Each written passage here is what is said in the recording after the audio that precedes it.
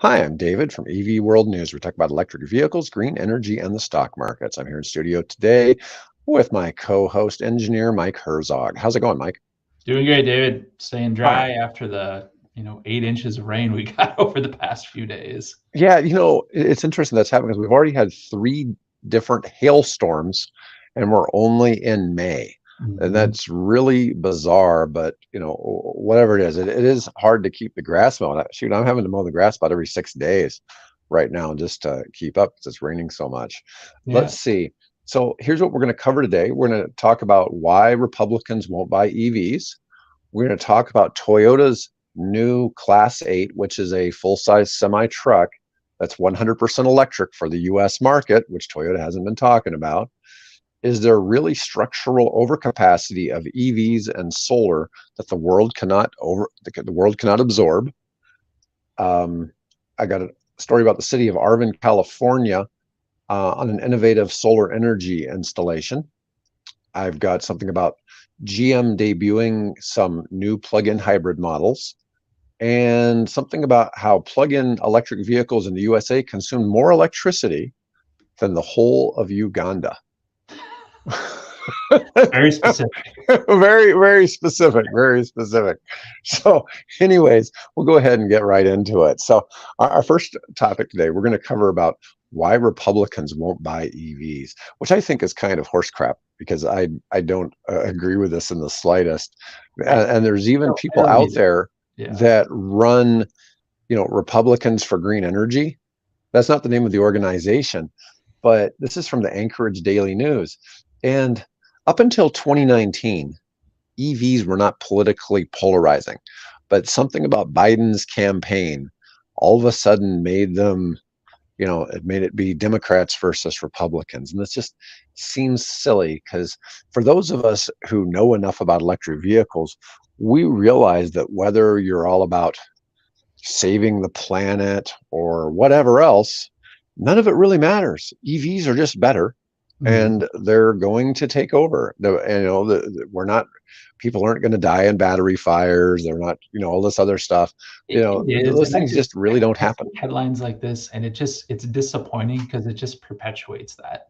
It's well, this is a red versus blue thing. This is a Democrat Republican thing, and it really isn't. I think you and I are good examples of that. I think you lean a certain direction, I lean a certain direction, but on this topic, we can come together in the middle and say, this just makes sense when you talk about Right. it from a factual standpoint and how it works and how all these things come together. It just makes sense. But it gets these labels and gets put into this space like everything else today in this political arena, and it's tough. It's tough to get beyond that and just look at the facts. And I've mentioned this before on here that in Republican states, if that state is getting green energy jobs, the governor is very pro EV and green energy. And you've got a lot of states like Georgia, North and South Carolina that are really getting the brunt of the benefits from Mhm. the Inflation Reduction Act, which we've talked about before. It's so What a poorly great named. It's complete opposite, but that it's been good for for U.S. jobs. Mhm. And I see a lot of criticism of Biden for, he just what is it? He's enacting Trump's platform. And it's really interesting to see because Trump has been talking about how he's going to heavily tariff Chinese imports and all this, and so Biden preempts it by going out and doing that, which I thought was a very interesting move. I think on the EV World website, we have all kinds of articles going back and forth on that topic. And Mhm. I think we have an obligation to protect US industry from, some of what China's doing. But we're going to get into one of our articles today is covering how Europe is trying to defend itself against the Chinese. Because Because they're too late. It's going to be tough. That I think that cat's out of the bag. I found it interesting being on this platform and just over the course of the past year or so, I've been doing it. Just the steady rise about Chinese EVs and how they're right, penetrating and how these new models are coming out and kind of being the precursor to this big announcement on tariffs over the past week from the Biden administration on what that looks like. And I can tell you, we've been talking about it for a year. That this is Right. coming, and you're seeing the impacts in Europe, and finally it's made it that far where it's in the national landscape. We're even on the EV World website right now, how China rose to lead the world in EV cars and solar panels. I think the solar panel discussion's been there for a while, but the EVs is just starting to reach that kind of that public consciousness space of, wait a minute, like those are high quality vehicles, and they're putting them out there, and it's at this price point. Why are we staying competitive? What can we do to make ourselves more competitive in that space and moving forward? Well, one of the complaints is, their cars are just cheaply made or whatever, and it's like, well, that's not really true. There Not are what people are some, saying. there So, are some, but yeah. not BYD, Nope. not NEO. There's, some of these companies are traded on the New York Stock Exchange. They're not putting out cheap Mhm. crap, but it's just not sold in the United States. They're aiming to unseat the Japanese automakers. They're not looking at the American automakers. Mhm. They're not even looking at the U.S. auto market. Although the U.S. auto market, I think, is the second biggest auto market. I mean, China's the biggest by China's far. definitely the biggest. Yeah. Yeah, and the EU is big. The EU is probably bigger than the United States, but the EU is a lot of countries, right? Yeah. So it's a little bit different. But the United States is like 20 to 25% of all world car sales. So obviously it's a very important market, but the Chinese Mhm. are able to skip it. But where it's hurting is that Ford, GM, and Stellantis aren't able to export to those countries so much anymore. Their sales are plummeting in China. And one of the arguments is the United States, the EVs that we're selling in China, because we do Mhm. make EVs in China, particularly GM. The GM, yeah. Buick line, Buick alone has 4 different EVs that we're selling in China, but now they look outdated. The current Interesting. 2024 Chinese models are so much more impressive technology wise Huh. inside the cars than the American cars. And Wow. so, yeah, it really, there was a recent car show in China, and all of the reviews came back, said the American brands just are not impressive at all compared to all the Chinese brands. And Mhm. so that's a tough thing to deal with. So that hurts everything. But um, we're always hearing about how EV sales are slowing, even though their annual sales have quadrupled since 2019. Yeah. Grocery stores and restaurants are installing charging stations across the country. EVs have moved beyond niche status and are being produced by Ford, GM, Hyundai, and many others. It's one thing too. When everybody talks about how the EVs are just sitting on the lots and all that, Mhm. they're usually talking about Ford, okay, or something like Ford or Stellantis. I don't know about Stellantis EVs, but Hyundai and Kia are killing it. Yeah. They're Oh, they're not doing great. as I well I as keep Tesla. seeing more and more of them around here. They just keep popping up, and they're doing well, and they're a nice looking vehicle. I've started seeing that Nissan Ariya around Oh, Omaha. really? Yeah, I've seen a few of them where I've seen it. Well, the first thing you notice is it's a Nissan EV or a Nissan SUV, and Mhm. you'll notice the front has no grill. It has That's the always flat kind of one grill. of the telltales. Yeah, that's the easiest way to tell a car I is always an look for the EV. exhaust and the grill, and you can The kind of tell. Mini EV is a little harder to tell because it only has half a solid grill, and Mhm. then it has a little bit open, more like the traditional Yeah. gas-powered cars. And so it's a little harder to tell with the Minis. Mhm. Okay, but you do see a few of those around Omaha as well. Mhm. Mhm. And I've started to see more and more F-150 Lightnings. I've seen Hummers. I've seen Cybertrucks now. So, they're out there. They're It's out there. coming up, and just in casual conversation with people, oh, looking at a new vehicle, like, well, I'm looking into what an EV, and what I hear a lot of is the plug-in hybrid option, where it's like, I Mhm. kind of like that, where for my day to day it works, but then I still have gas for a long trip, and it's anecdotal, right? But it's people are talking about it, people are asking questions, and we're a conservative state, and where we're Right. at, and seeing some of these spaces, and people are asking questions. People just want to know, like, well, how does this work? What would this look like? Are you building charging infrastructure? How do I do this in my house? All of these things you want to see from it. Hopefully it's starting to get over that hump of, not being embarrassed because it's a blue product, to go out and ask questions about it and learn more about it. Now, you do know that hybrid is 120 times more likely to catch on fire than an EV, right? So, but it's only twice as likely as a gas car. Yeah, there you go.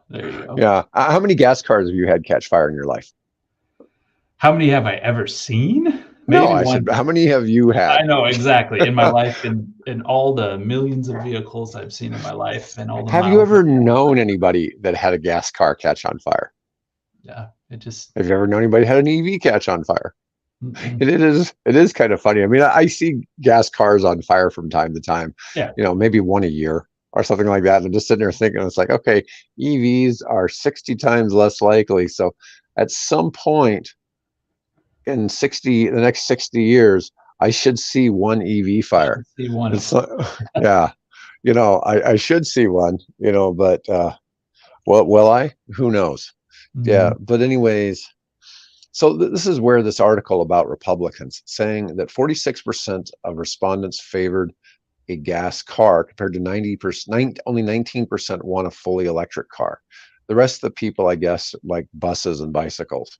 But here is a chart, though, showing the differences between all adults that currently own, seriously considered buying, might consider buying, would not buy an EV.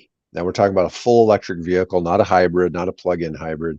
Yep. And Democrats, 27% said they would never buy an EV. So you got a certain amount of Democrats who have no interest in buying an EV. It's still new and scary and different, and we're learning. Yeah, but 69% of Republicans say what? Now what's interesting is it shows that 6% of Republicans claim they already own an EV. Almost everybody I know that owns an EV, if I know their political status, they're Republican.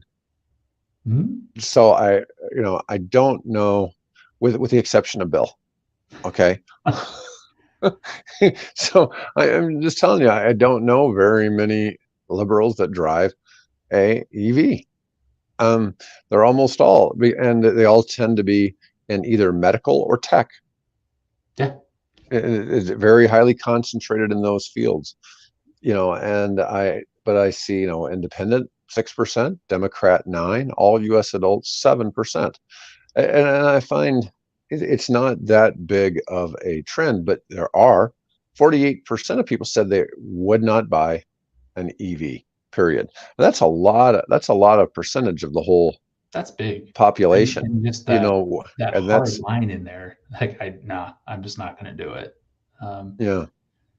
So, and those numbers have gotten worse. So it was different 2-3 years ago before it became, so politicized. Yeah. And now that as it's become politicized, these numbers have definitely gotten worse. That while the percentage owning has gone up, the percentage of people who said they would not buy keeps increasing as well. And people are entitled to their opinions, but we see that in the next, we look at the wave of, compared to how it was 2 years ago, where in 2 years the prices are going to be on a lot of vehicles we haven't seen yet, like the VF3, the EX30, the Hyundai Kona is taking a price drop into the 20,000s. There's a couple of others, the Tesla Model 2 coming out hopefully next year. They're planning on having the first quarter of next year. So we're looking at a wave of cheaper cars, and that's going to change things. When it starts being, even without the tax credit, cheaper to buy an EV than it is a gas car, I think you're just going to see much more adoption. It's market function, and you and I have talked about this a lot before. Like, let the markets function. Don't let them land where they're going to land, and go from that point in there. And I think we're going to see this come through naturally, because no matter how you feel about the environmental green, one way or another, we all answer to the other green, and that's dollars. And when this starts to make sense from a financial standpoint, it's going to figure itself out and move that way, and it's going to move the needle. hopefully discussions like this and podcasts and opportunities like this give people that from both sides of the aisle, whoever you might be, the opportunity to learn and No, see articles, see information, try to get unbiased viewpoints from folks like this is just what it is. This is what's happening. This is what's on the market. These are how they perform. This is how the grid is preparing for it. So hopefully it can enter into that conversation and give people some of that neutral perspective on this is just what's happening out there. yeah, and it's interesting too because so many people just think about it as a push for, different things, whether it is only a push for saving the planet, or if it's only a push for allowing the government to control us by having EVs, that somehow they're going to control us through our cars, which I can see some of that, but there's not any compelling evidence that they couldn't do that with a gas car too. Yeah. Yep. So I'm just, Yeah. that one really kind of escapes me. It's like, well, what are they going to do with the electric cars they can't do with gas? It's like, well, we'll turn off all the electricity. It's like the computer chip shortage from a few years ago impacted yeah, every vehicle, not right. just EVs. Yeah, I mean, if you still have that 1950s, Ford pickup truck that you're keeping around, that they're not going to be able to control that if we want to go back and be like Cuba and only drive around in 1950s automobiles. That would be one solution, right? I just don't get some of it. Anyways, let's move on. Our next article is about Toyota. Toyota claims they're never going to make an all-electric semi, yet here they've launched a Class 8, called a Turn. That could be a trucking industry term. 100% electric truck for the U.S. market. Now, what's interesting is this says FCV on the back for fuel cell vehicle, which sounds like hydrogen, but this is, let's see, Toyota is launching a 100% battery electric pickup truck only to disappoint U.S. car buyers with news that it probably won't be available. Oh, it probably won't be available in the U.S. New Turn Class 8 heavy-duty electric truck with a big move concerned Toyota has been notoriously late to the 100% battery electric party.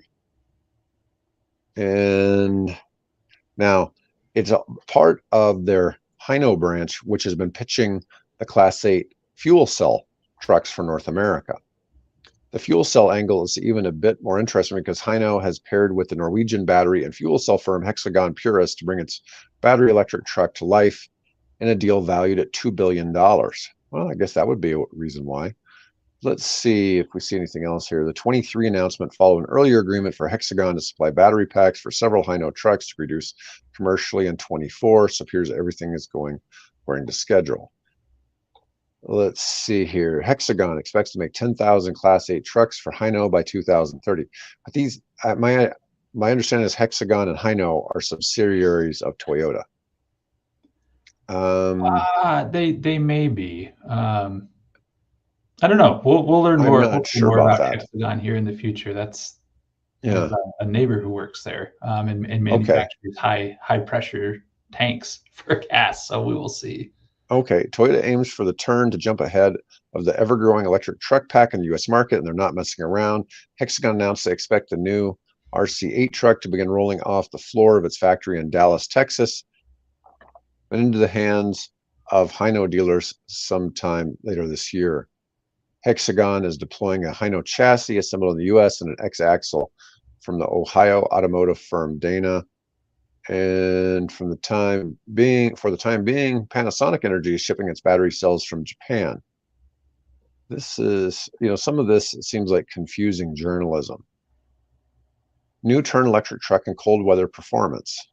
The Arctic Turn signifies that Herzog is confident about the new truck's cold weather performance. It remains to be seen, but the old line about cold weather cutting to EV battery range is getting older by the minute. I think so turns in reference to the bird and that it's just cold weather ready. I don't know. That part I haven't quite figured out yet. There's not been any, this is all new information, right? Yeah. And I'm wondering if maybe they're choosing like a different battery technology, but it doesn't sound like it because I think those sodium ion batteries are less easy to be subjected to the cold, range loss, but who knows? Battery range and supportive technologies are continuing to improve rapidly. So our guess is that Hino and Hexagon Puros have been paying attention. Turn drivers can expect a range of 200 miles for city duty cycles, referring to how much the vehicle is used. City duty cycles account for 95% of use cases for Class 8 trucks.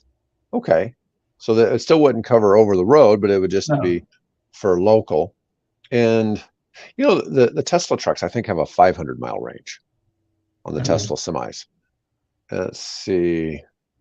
And somebody was, I quoted something about, a lot of the Class 8 vehicles being 3 times the cost. I had somebody correct me. They said that the Tesla is only about $180,000. They're not really available for general use, as opposed to 120,000 if you went out and bought, say, a Peterbilt diesel. So I was under the impression that it was more like $300,000 for the Tesla. So apparently it's much cheaper than I thought.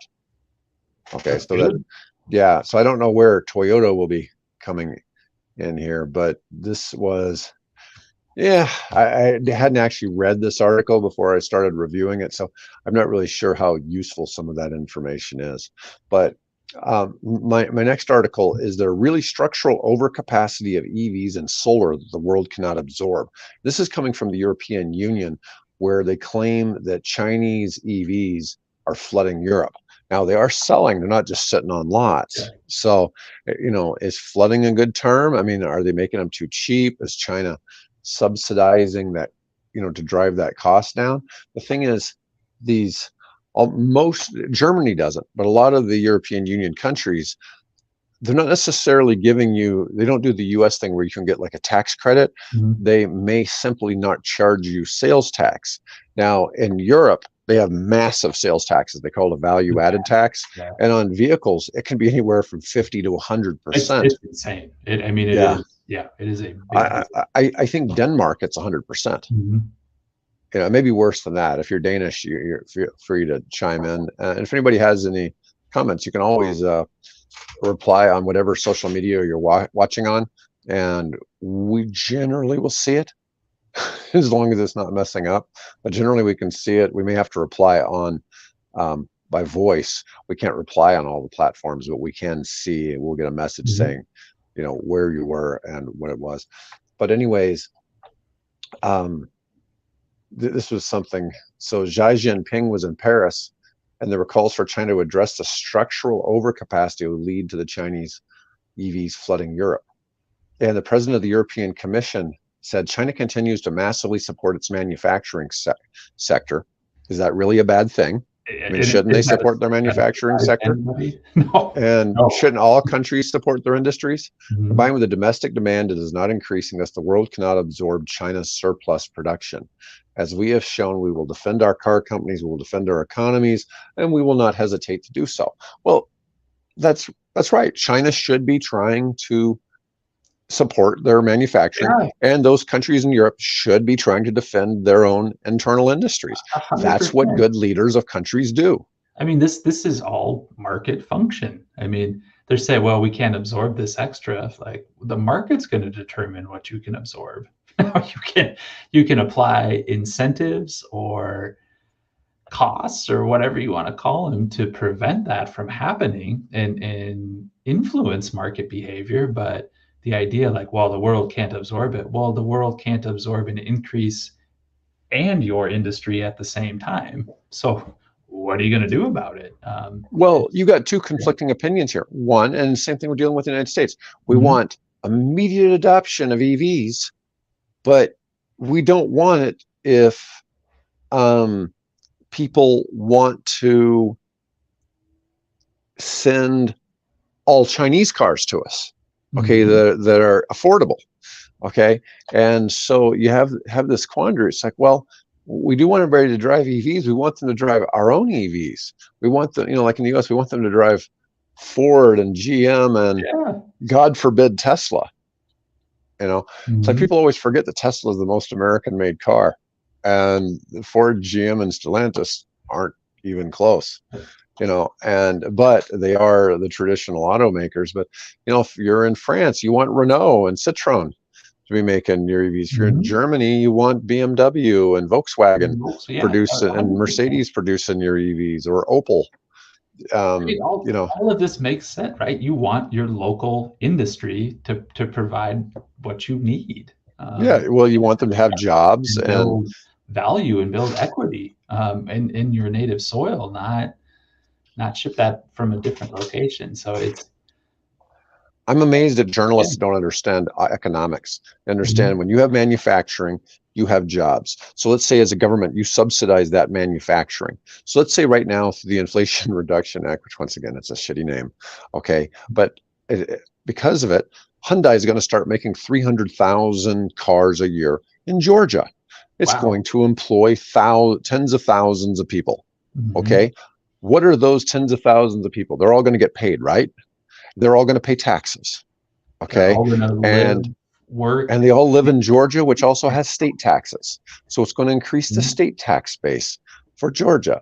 And those people are going to keep voting for the politicians that put that in because they help them be better in life.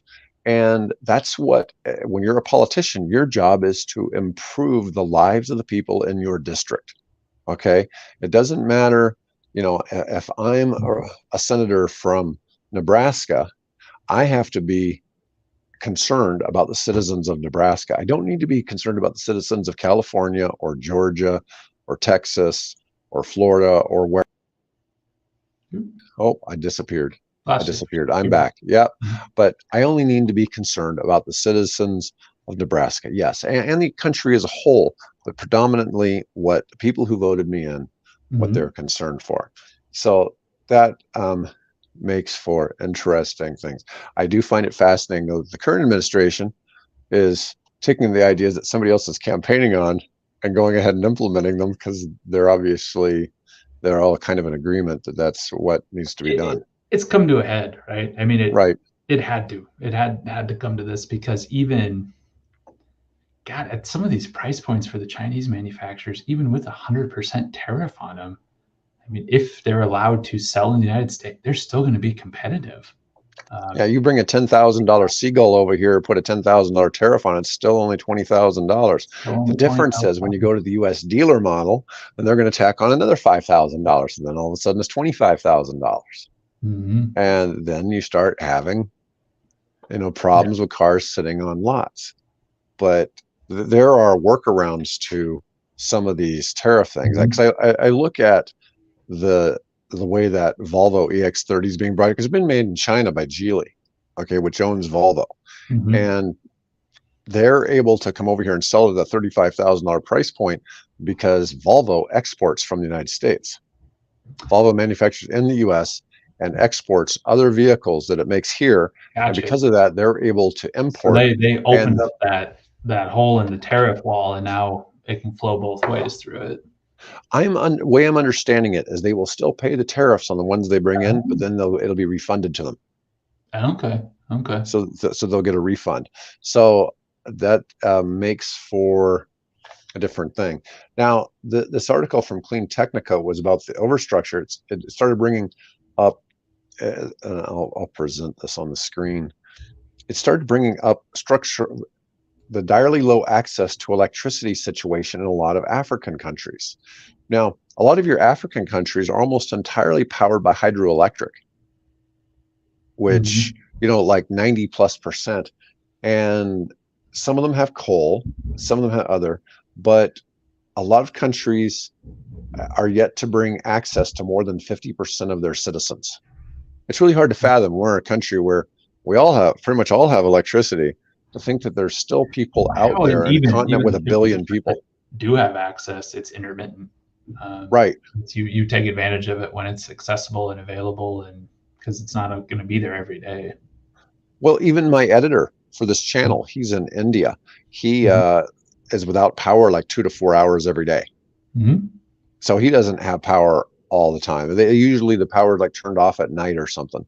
Mhm. And which Yeah, is interesting because when there shouldn't be much of a draw anyways, but for some reason I don't know. that's I don't know why I it's don't know that the grid way. dynamics over there. Right.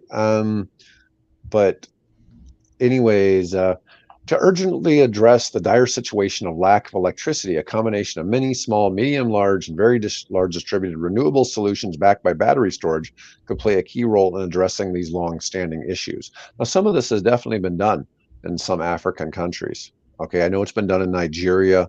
I'm looking at a project in two other countries. You know, possibly where we're looking at putting in solar and batteries, and you know, they're looking here distributed mini grids plus energy as a service battery rentals for productive use of energy could help transform the lives of millions in many rural parts of a lot of countries in the African continent. We all have the tech we need in the world right now. Part of it is too, though, and when we're talking about economics, there still has to be the economics of these people being able to take the power, pay for it, and be able to have it be meaningful in their lives. That it's helping with job Yeah. creation, it's helping with other things You have to build the they rest can of the do. infrastructure around it. You have to Right. have something to use it with. So what is this? I guess what's the article going for with this comment that I China haven't could quite be figured out. I don't know if focusing they on think that that? people. Well, I think they're thinking that China should just do it for free. I don't know. They really haven't That's gotten kind of into what that. it's pointing to. Like, hey, China, forget about making money. Out of the goodness of your heart, go do this project that none of the rest of us will do. Yeah, some of it gets a little bit absurd, but I really let's see. Tanzania reported excess generation capacity, which has resulted in them curtailing generation, but that's because they need battery storage. Well, Tanzania probably is real big on hydroelectric. So I don't know. Some of it's a little disingenuous. I've noticed that if you're part of the WEF or the World Economic Forum, they really try to convince you not to use any fossil fuels for electricity, or you won't be able to get loans from the World Economic Forum to advance your country. And some of that, I think it's tough to make the poor people of the world, bear the brunt of greening everything. I'm all for green energy and everything, but it's just really tough to say, hey, you can't have this, when they're already, Yeah. years behind When the Western and world. I don't want to go down that rabbit hole, but at a per capita carbon impact statement from those, at a net level or gross level, yeah, you have a lot of people in a small amount, but at a per capita level, developing nations have no carbon contributions Right. comparatively to the rest of the world. And it's just, hey, you guys are the problem because you're developing. And if you develop into this wonderful system we have, the planet can't sustain it anymore. If everybody has the same things we have, it doesn't work. So you need to go do something else. Right. Pretty much just telling them to pound sand. Yeah. Yeah. Good luck. It's a And tough seems like road the, there. the scope of that article is like, hey, China, just go fix it. Hey, don't enter into our markets with your vehicles. Go fix the developing world's problems. All right. So for my next topic, I want to talk about General Motors. And General Motors was kind of a leader in the plug-in hybrid space when they introduced the Volt. Really, nobody else had anything that could really compete with it. It was the Prius Prime was basically based on the Volt. It was to make up for it, 37 to 50, depending on which year you got, 37 to 50-mile range on the battery, and then on gas, it gets like 40 miles per gallon. And they discontinued it in 2019 because they didn't think it was going anywhere. Well, now if they had them, they'd be selling hundreds of They'd be thousands. killing it. They'd be killing it. Yeah, and it just seems like they're just not great at picking what they're going to do. Now, here's a Chevy Blazer EV. This was the one that just got crucified on its first car reviews, because what happened was they delivered cars that had all kinds of problems to people to review them. And like one of the reviews had like 17 things broken on the car. It wasn't that it was dysfunctional as an EV, it was dysfunctional as an automobile, Just period. as a plain old automobile in the Yeah. world, there are basic Yeah. things like I expect any car to do this. Right. And the thing was like really half-assed done, and it never should have went anywhere the way it went.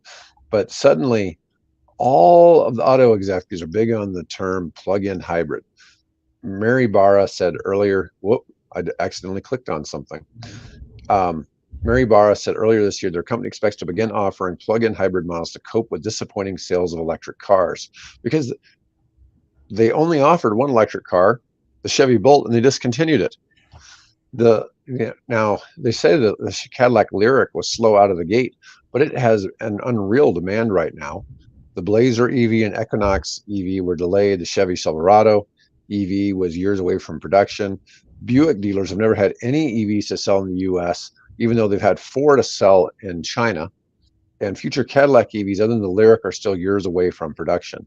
So how GM could know there was a slowdown in EV sales is hard to figure, because they've gotten rid of the They don't Bolt. have it. They don't have it. You're not in the And market. yeah, so this argument is saying, like, hey, if you had like a Chevy Malibu that is selling reasonably well and make it a plug-in hybrid using the same platform as the Volt, would have been great.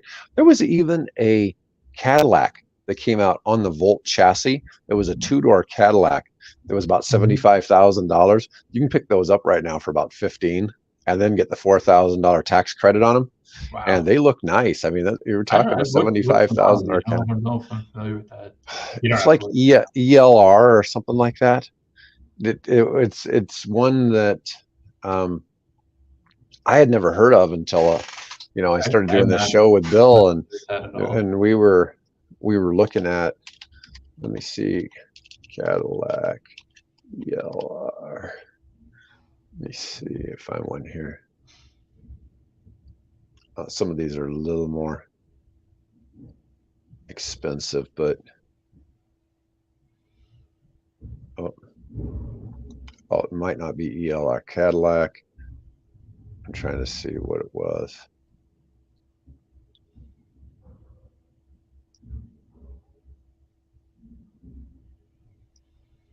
With me a second here. Might not be possible to find one. Oh, I can't even find one for sale right now. They're all scooped up. Yeah. I've looked at these here's a 2016 from Carvana. Let me change this, because this one that I found is a little more expensive. It was $25,000. Oh, come on. Allow me to present. But this was $75,000 new. Now, the ones I've been looking at that were around 15 were 2014 models. This is a 16 model. Not an ugly car. Cadillac put this out in 2016 and 2014. Yeah. I had no idea. It is a nice looking car. I mean, let's see here. It looks like a Cadillac. I mean, yeah, heated steering wheel, remote start, Bluetooth, navigation, Bose 10-speaker system. Let's see. Front wheel drive, but it's a plug-in hybrid. 31 city, 33 highway. I think it only has a 37 or 38 mile battery, but still, it's plenty. That's plenty for the city. Yeah, let's see what we got here. 360 Tour. I mean, does that look any different than any other nice looking Cadillac? No, it looks distinctly Cadillac. I've never seen one of these advertised, anything. But you could pick this up, $25,000. You took the $4,000 rebate on there, you're at 21 grand. 40,000 miles on the damn car. Wow. Yeah, and if you have solar like me, you got your first 30 miles basically for about not even 1 cent a mile. To drive that. So that's just interesting to see where that's going. My last article for today, this one's kind of, I don't know why they chose Uganda, but and I forgot to put a hashtag for Uganda. But anyway, so the Uganda people won't see this, but plug-in electric vehicles in USA consumed more electricity than the whole of Uganda in 2023. So this is in the passenger segment of cars, consumed 7,596 gigawatts of electricity in 23, 5 times the consumption of 2018. Now, is that a lot of power? What was that number again? 7,596 gigawatts. Yeah, I mean, It's a lot of power. Yeah. I Yeah, mean, I mean, more than the country of Uganda, apparently. yeah, yeah. So that they picked all of these countries, and the country in the world that it was most close to I know. I'm was sure that's just Uganda. the World Fact Book, and scroll down and like, oh, okay, Yeah. this is one. Um, yeah, Uganda used a total of 6,032 gigawatts, all grid connected generation plants, according to Uganda's electricity regulatory authority. I Yeah. just thought, oh, this is just kind of random. Access to electricity is low. Only 45% of the population of 48 million people has access to Yeah. electricity. So they could certainly use a lot more. But yeah, so they're saying the total demand should be about 13,000 gigawatts. Yeah, it was just a very random amount. And I get people all the time saying, oh, because there's always those talks about how the grid can't handle if everybody went EV. We talk about this fact that most of the country's population uses electric hot water heaters. And one electric hot water heater replaced with a heat pump hot water heater reduces your energy consumption for the house the same as that EV would charge Yeah. on average in a given year. It would add about It 10,000 is like miles. we're concerned with the instantaneous demand. Like it Right. would be the same if the grid couldn't handle it today if everybody's air conditioners ran at the same time. We count on that natural diversity that, hey, yours starts and runs for 20 minutes and mine then will start and run for 20 minutes, and then our other neighbors will start and run for 20 minutes, and they're not actually all running at the same time. Our water and sewer systems are the same way. If everybody ran their sprinklers and flushed their toilets and ran their faucets at the same time, the systems can't handle that demand. We count on natural diversity of, we don't do all those things at the same time. People don't all flush their toilets all at once. No, I know, I get it. It is weird to see how some of that, I mean, we see all these demands. I mean, obviously, if everybody went to a supercharger at the same time with all the EVs, they were Yeah. all running, everybody was charging their car at the same time, we'd have a problem, Yeah. right? But, it, People don't it do just that. doesn't happen. Yeah. It just doesn't happen. Oh, my EV fire video is just hilarious because I have people, it's like, well, yeah, but EV fires are worse and they could explode, and it could burn down, a high-rise building. Yeah. It hasn't And, happened, but it could. and a tank full of gas couldn't. Yeah, I mean, obviously we discovered that jet fuel could burn a building, make Yeah, it collapse. I I grew mean, up in the 80s, and I have staple of action movies with, the person flicking the cigarette and the stream of gasoline that blows up the it car. blows up, right? Unless those led me astray somewhere along the lines, like apparently gas cars blow up too. Yeah. Yeah, it is funny to think about how many people it's like, okay, well, your odds of having that gas fire, you're probably more likely to get hit by a plane that's been hijacked, and a lot more people have died from planes being hijacked and crashed into buildings than they've died Yeah. from anything related to A car electric vehicles. randomly exploding. Yeah. Right. So, well, as I did research on it, an average of 560 people die annually in the United States from car fires. Oh, really? Yeah. And there's so many car fires in the United States. Here was something that was interesting. I was doing research. 20% of car fires in the United States are determined to be arson.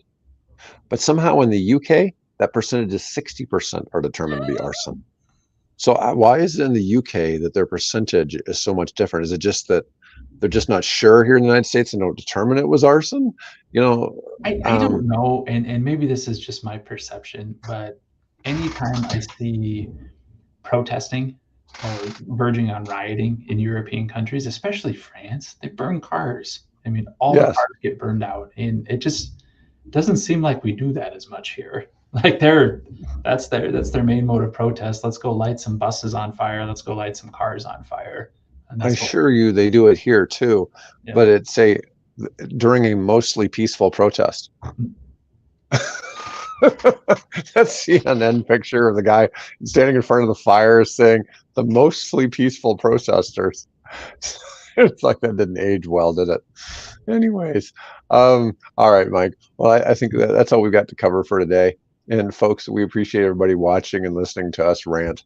And anyways, if you have suggestions, please leave us a comment and let us know what you might like us to talk about. Which actually, Mike, I had a comment. You know what?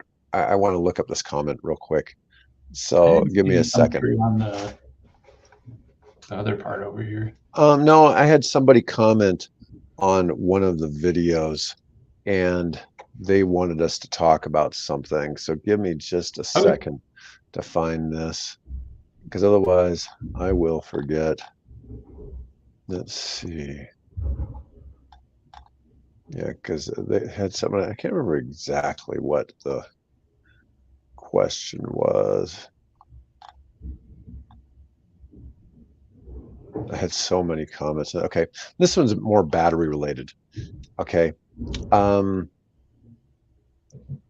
rules of battery replacement for an engine battery, they're talking about Chevy Bolt, 2017 to 2019. Now, this is kind of interesting. First question. What are the rules and requirements if a buyer purchases a used 2017 to 2019 Bolt that is anywhere from 60 to 120 odometer and wishes to get the free battery replacement with the newer 62 kilowatt or is it 65 kilowatt engine batteries that are in the 22 models? Man, I've got no idea on how you go about doing that. I would suggest that you would contact a GM dealer. Yeah, You I'd could. contact your local dealer and ask them. And even if they don't have that expertise locally, they'll be able to contact you with somebody nationally. So there is a company out there called Recurrent. They're nationwide. They have some type of software that they're able to interface with any battery that is out there at a dealership, and they can assess the quality of that battery. Okay. So we had the guy from EV Autos on before, and he now has it, and he listed on his site. It shows you the battery report for every battery on his lot. So he basically, That's I don't know if cool. he had anything that had below a 95% rating. He might have. I guess they were all might have been as low as 92, anywhere from 92 to 98% rating. Mhm. When you get down to about 80% rating, you usually replace it. But that rating is also a reflection of how much of the range is left. Yeah. So if you had a car with a 300-mile range, it has a 95%, you've lost 15 miles of range. But most of the cars lose 10% sometime in the first 2 years, and then it stays that way for the next 10 years. Mm-hmm. And pretty much, I know with Tesla, you have a 120,000 mile warranty on the battery. I believe GM is the same way. Rivian has a 175,000 mile warranty on the batteries. And now what we're seeing is like the Tesla Model 3 long ranges from 2020 on, they seem to be lasting for 300,000 miles or more. There's lots of people that have hit 300,000 miles and have not replaced a battery. Wow. And they haven't had significant range reduction other than that 10%. Okay. So now here's another question here. Well, I'm interested in knowing the answer to this question. I'm interested in knowing if the answer is going to apply in the year 2025 when the new model year turns over and further depreciation occurs and the used car market gets adjusted in January 25. You know what? I've thought about this some. So if you were going to drive an EV and I can't swear on the Bolt. I don't know what the battery replacement cost is on a Bolt battery. I only know what they cost on Teslas. I would suggest somebody put away 10 cents per mile for every mile they drove for the year, put it in something like an ETF, like QYLD, that pays a percent monthly dividend. Mm-hmm. And that way you could sell the QYLD and buy a battery if you needed to. But once you had driven 100,000 miles, you'd have $10,000 in there. And let's say that took 3 years. Within 3 years, then we're talking like a Tesla Model 3, that battery is probably going to be, right now it's about $12,000 to replace. It's probably going to be about $7,000 to replace in 3 years. Yeah, by the time you're actually ready to replace it. So that 10 cents a mile, and if you're normally only driving 10,000 miles a year, you're only talking about putting away $1,000 each year. Mm-hmm. You'd have a fund essentially set up for that. Yeah. And when you're getting a minimum of 120,000 mile warranty on pretty much all of these EV batteries, that Mhm. gives you, a lot of mileage. So in that 120,000 miles, you would have saved up $12,000 a month. $1,000, which Yeah. should cover the cost of it.